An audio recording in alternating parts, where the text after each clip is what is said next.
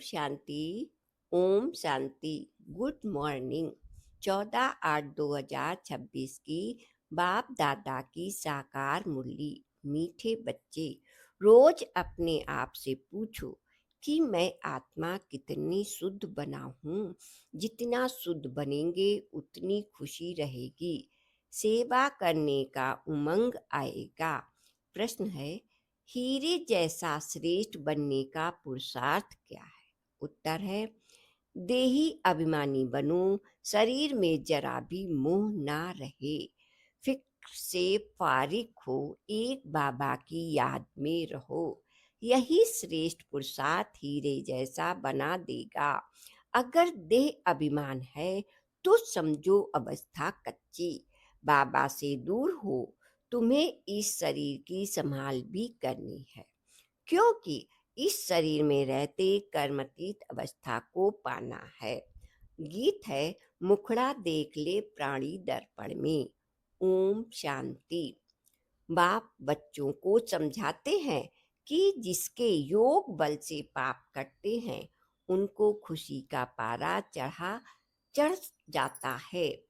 अपनी अवस्था को आप ही बच्चे जान सकते हैं। जब अवस्था अच्छी होती है तो सर्विस का शौक बहुत अच्छा होता है। जितना जितना शुद्ध होते जाएंगे उतना औरों को भी शुद्ध अथवा योगी बनाने का उमंग आएगा, क्योंकि तुम राजयोगी व राज ऋषि हो। हठ योगी ऋषि तत्व को भगवान मानते हैं। राजयोगी ऋषि भगवान को बाप मानते हैं। तत्व को याद करने से उनके कोई पाप नहीं कटते। तत्व के साथ योग लगाने से कोई बल नहीं मिलता। कोई कोई भी धर्म वाले योग जानते नहीं, इसलिए कोई भी सच्चा योगी बन वापिस नहीं जा सकते। अभी तुम बच्चे अपनी अवस्था खुद भी जान सकते हो। आत्मा जितना बाप को याद करेगी उतनी खुशी होगी। अपनी जांच रखनी है। बच्चे भी एक दो की अवस्था को, अपनी अवस्था को जान सकते हैं। देखना है हमारा कोई शरीर में भान तो नहीं है। देह अभिमान है तो समझो हम बहुत कच्चे हैं, बाबा से बहुत दूर हैं। बाप फरमान करते हैं, बच्चे तुम्हें अब हीरे जैसा बनना है। बाप देही अभिमानी बनते हैं। बाप को देह अभिमान होता नहीं, देह अभिमान होता है बच्चों को। बाप की याद से तुम देही अभिमानी बनेंगे। अपनी जांच करते रहो। हम कितना समय याद करते, जितना याद करेंगे उतनी खुशी का पारा चढ़ेगा और अपने को लायक बनाएंगे।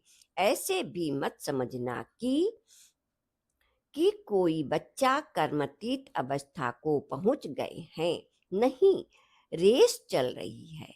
रेस जब पूरी होगी तब फाइनल रिजल्ट होगी, फिर विनाश भी शुरू हो जाएगा। तब तक यह रिहर्सल होती रहेगी।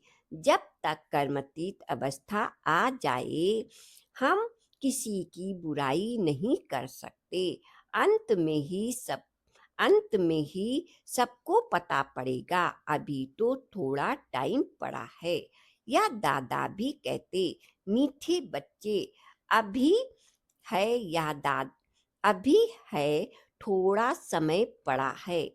इस समय एक भी कर्मतीत अवस्था को पा ना सके। बीमारी आद होती है, इसको कर्म भोग कहा जाता है। भोगना का और किसको पता नहीं पड़ता, वह अंदर ही पीड़ा होती है।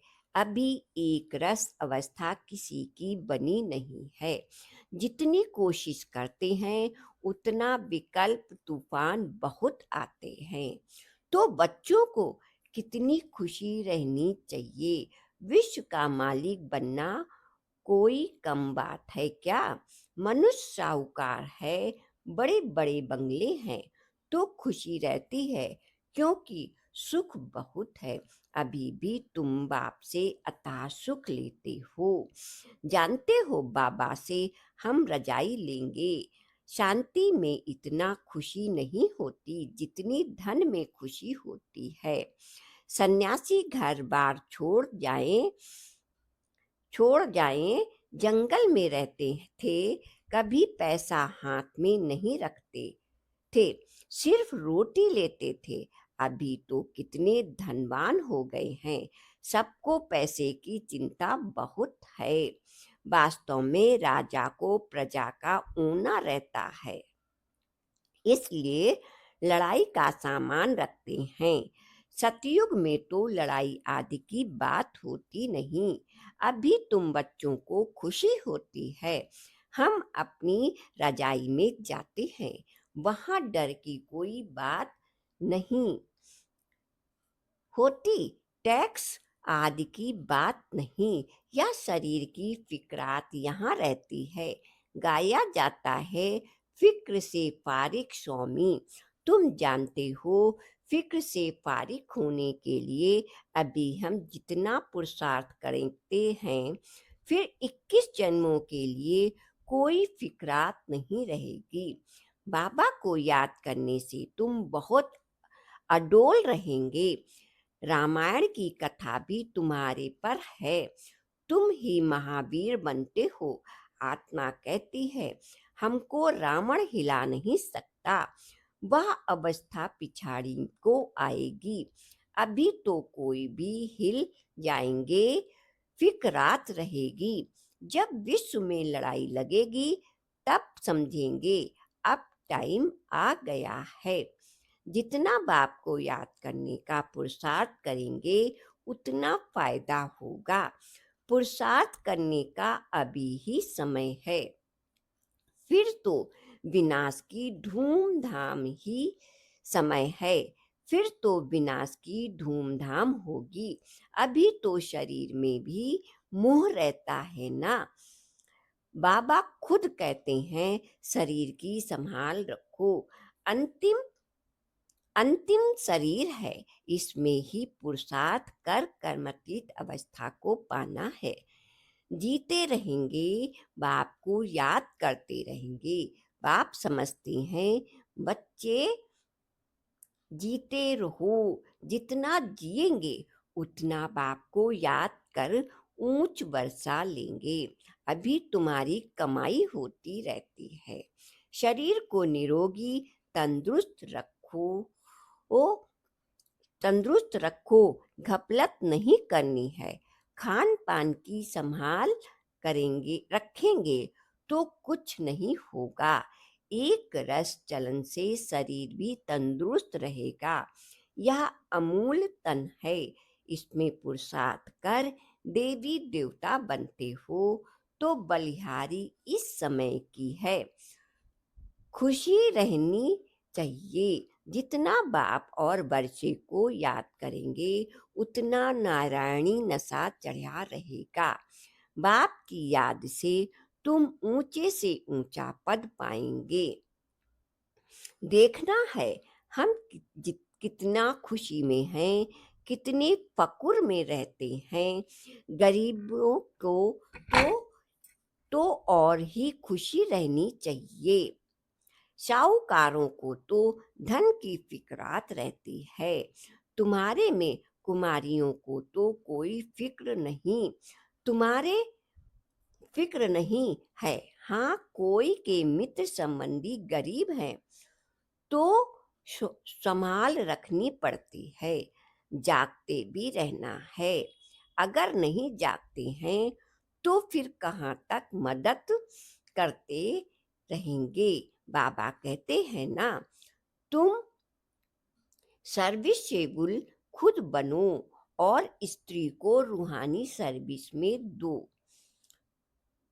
तुम ही बाबा की मददगार। मदद तो सबको चाहिए ना। अकेला बाप क्या करेगा, कितनों को मंत्र दे। हम तुमको देते हैं, तुमको फिर औरों को देना है, कलम लगाना है।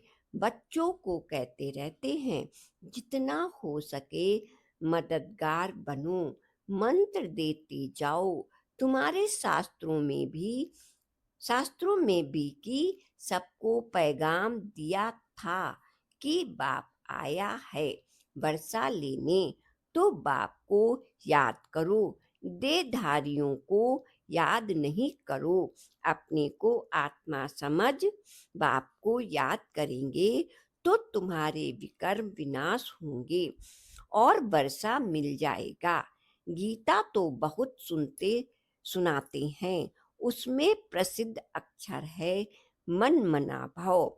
बाप को याद करो तो मुक्ति पाएंगे। सन्यासी भी यह पसंद करेंगे, मध्याजीत भव, अर्थात जीवन मुक्ति। बच्चे बाप के बनते हैं तो कहते हैं, बच्चे तुम्हारी आत्मा पतित है, पतित पतित चल नहीं सकेंगे। यह समझाने की बात है। तुम भारतवासी सतो प्रधान थे, तमो प्रधान बने हो, अब फिर सतो प्रधान बनना है। तो बाप कहते हैं, पुरुषार्थ करो तो ऊंच पद मिलेगा। भक्ति तो जन्म जन्मांतर करते आए हो, तुम जानते हो। पहले पहले अव्यचारी भक्ति भक्ति शुरू हुई है, अभी कितनी वैचारी भक्ति है। शरीर की भी पूजा होती है, वह है भूत पूजा। देवताएं भी फिर पवित्र हैं, परंतु इस समय तो सब तमो प्रधान है, तो पूजा भी तमो प्रधान होती जाती है। अभी बाप को याद करना है, भक्ति का अक्षर कोई नहीं बोलना है। हाय राम, या भी भक्ति का अक्षर है, ऐसे कोई पुकार नहीं करनी है। इसमें कुछ भी उच्चारण करने की बात नहीं। ओम शांति भी घड़ी घड़ी नहीं कहना है। शांति माना अहम आत्मा शांत स्वरूप है, सो तुम है ही, इसमें बोलने की बात नहीं रहती। दूसरे कोई मनुष्य को कहेंगे ओम शांति, वह तो अर्थ जरा भी नहीं समझेंगे। वो लोग तो ओम की बड़ी बड़ी महिमा करते हैं, तुम तो अर्थ समझते हो, फिर महिमा करते हैं। तुम तो अर्थ समझते हो, फिर ओम शांति कहना भी फालतू है। हाँ, एक दो से ऐसे पूछ सकते हो, शिव बाबा को याद में हो, जैसे हम भी बच्चों से पूछता हूँ, यह किसका श्रृंगार करती हो? बोलती हैं, शिव बाबा के रथ का। यह शिव बाबा का रथ है ना, जैसे जैसे हुसैन का रथ होता है ना। घोड़े को श्रृंगार करते हैं, घोड़े का अर्थ नहीं समझते। धर्म स्थापन करने वाले जो आते हैं, उनकी आत्माएं पवित्र होती हैं, पुरानी पतित आत्मा नहीं करते हो। शिव बाबा पतित आत्मा धर्म स्थापन कर ना सके। तुम धर्म स्थापन नहीं करते हो, शिव बाबा तुम्हारे द्वारा कराते हैं, तुमको पवित्र बनाते हैं। वो लोग भक्ति मार्ग में बहुत श्रृंगार आदि करते हैं, यहाँ श्रृंगार पसंद नहीं करते। बाप कितना निरअहंकारी है, खुद कहते हैं, हम बहुत जन्मों के अंत के भी अंत में आता हूँ। पहले सतयुग में होगा श्री नारायण, श्री लक्ष्मी से भी पहले श्री नारायण आएगा, वह तो बड़ा होगा ना, इसलिए श्री कृष्ण का नाम गाया हुआ है। श्री नारायण से भी श्री कृष्ण की महिमा जास्ती करते हैं, श्री कृष्ण का ही जन्माष्टमी मनाते हैं। श्री नारायण का बर्थडे नहीं मनाते। यह कोई नहीं जानते कि श्री कृष्ण सो नारायण नाम तो बचपन का ही चलेगा ना। फलाने ने जन्म लिया, उसका बर्थडे मनाते हैं, इसलिए श्री कृष्ण का ही मनाते हैं। श्री नारायण को किसको पता नहीं। पहले पहले शिव जयंती, फिर है कृष्ण जयंती, फिर राम की। शिव के साथ गीता का भी जन्म होता है। शिव बाबा आते ही हैं बहुत जन्मों के अंत के जन्म में। बुजुर्ग अनुभवी रथ में ही आते हैं।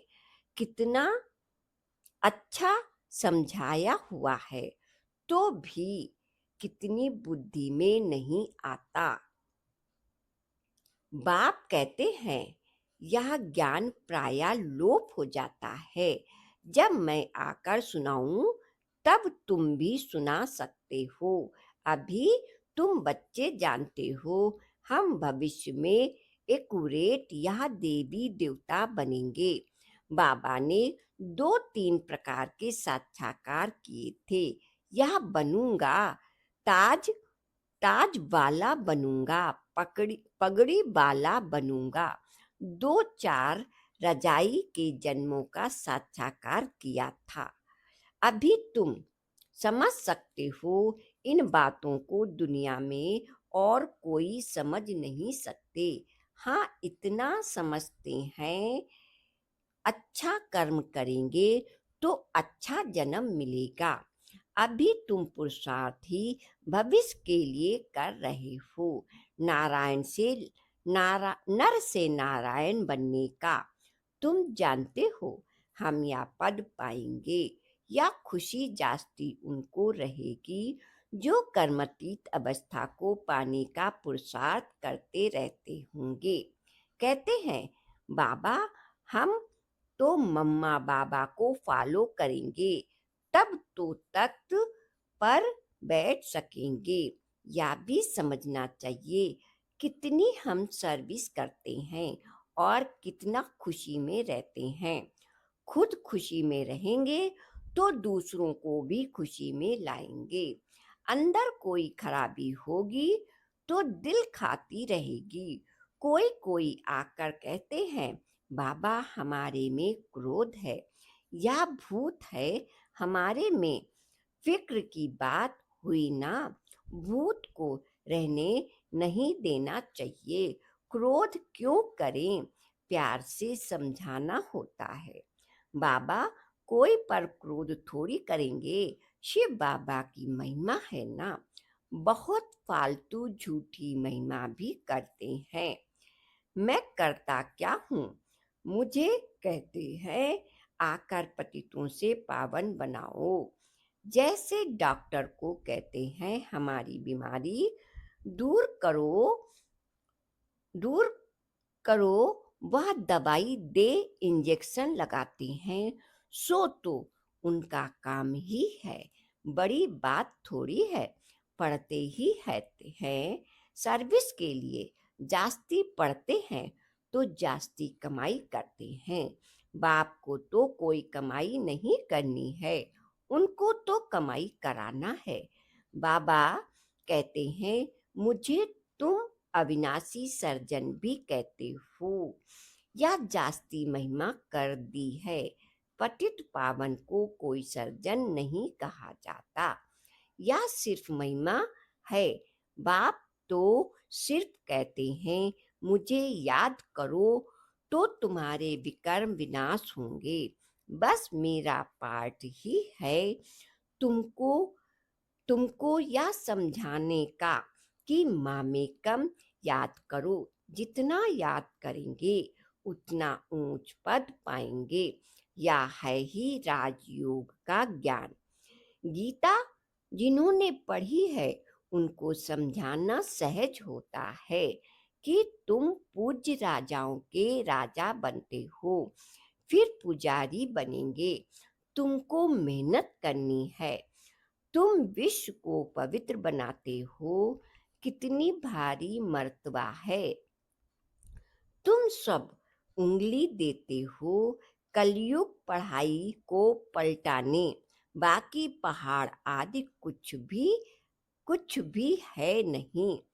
अब तुम जानते हो नई दुनिया आनी है, इसलिए राजयोग जरूर सीखना है। बाप ही आकर सिखलाते हैं। सतो प्रधान बनना है। जो कल्प पहले बने होंगे उनको समझाने में जचेगा।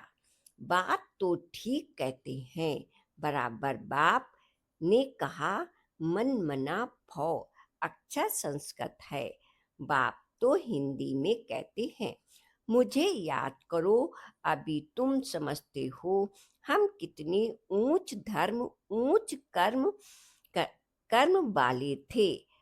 तब तो गायन है, 16 कला। अब फिर ऐसा बनना है, अपने को देखना है कहाँ तक हम सतो प्रधान बने हैं, पावन बने हैं।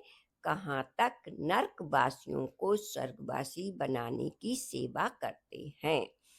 अच्छा, मीठे मीठे सिके लते बच्चों के प्रति माता पिता बाप दादा का याद प्यार और गुड मॉर्निंग। रूहानी बाप की रूहानी बच्चों को नमस्ते। रूहानी बच्चों को रूहानी बाप दादा का याद प्यार और गुड मॉर्निंग। शुक्रिया बाबा, आपका बहुत बहुत शुक्रिया। धारणा के लिए सार है। पहली पॉइंट, बाप समान निरअहंकारी बनना है। इस शरीर की संभाल करते हुए शिव बाबा को याद कर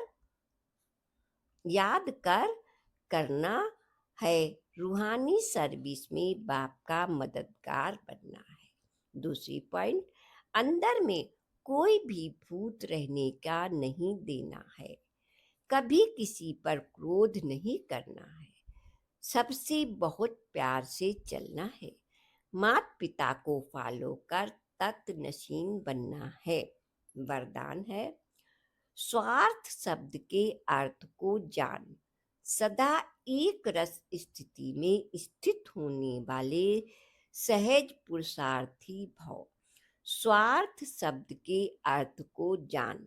सदा एक रस स्थिति में स्थित होने वाले सहज पुरुषार्थी भव। आजकल एक दो में जो लगाव है वह इसने नहीं लेकिन स्वार्थ से है। स्वार्थ के कारण लगाव है और लगाव के कारण न्यारे नहीं बन सकते। इसलिए स्वार्थ शब्द के अर्थ में स्थित हो जाओ, अर्थात पहले स्वा के रथ को स्वाहा करो। या स्वार्थ गया तो न्यारे बन ही जाएंगे। इस एक शब्द के अर्थ को जानने से सदा एक एक के और एक रस बन जाएंगे। यही सहज पुरुषार्थ है।